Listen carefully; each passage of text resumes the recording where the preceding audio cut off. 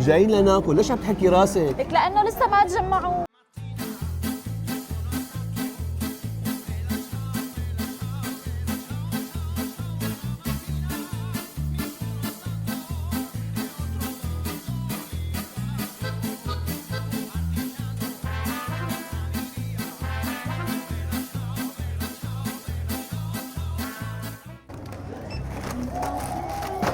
لك شو قصتك عم تحكي راسك؟ شو ما بدك تدفع لا يعني؟ بدي ادفع بس ما بتعرف شو المشكله، انت ما تجمعوا.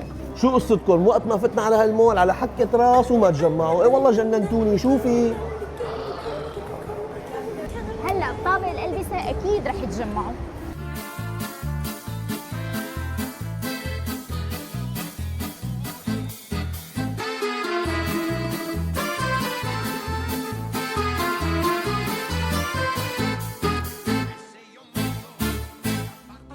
لك شو بك عم تحكي راسك؟ ما انا دفعت لك حقهم. ايه بس ما تجمعوا.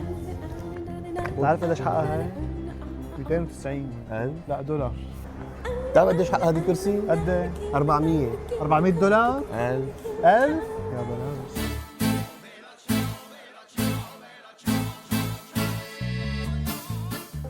ليش عم تحك راسك؟ لا تقلي ما تجمعوا. ما تجمعوا.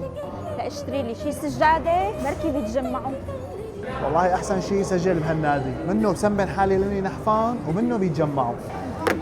وبعدين معكم واحد عم بيحك والثاني ما تجمعوا، لك شو القصة؟ هلا كون وبعدها رح احكي لك شو القصه.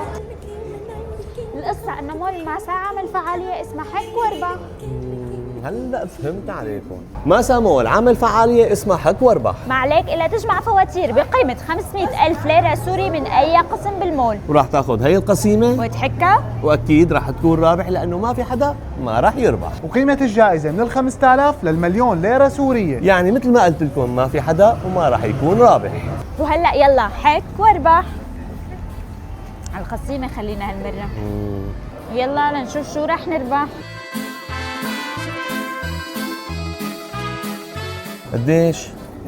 50 50,000 لا 500 500 500,000 يا جماعة ربحنا نحن من ماسا مول قيمة 500,000. ومو اذا ربحتوا مره واحده يعني ما عاد تربحوا. لأنه في عندهم 13 سلة غذائية لأول 13 شخص بيجمع 5 قسائم، وهي مقدمة من الشركة السورية للاستثمارات الغذائية. وهالإيفنت رح يكون معكم بماسا مول من 1/12 ل 31/12.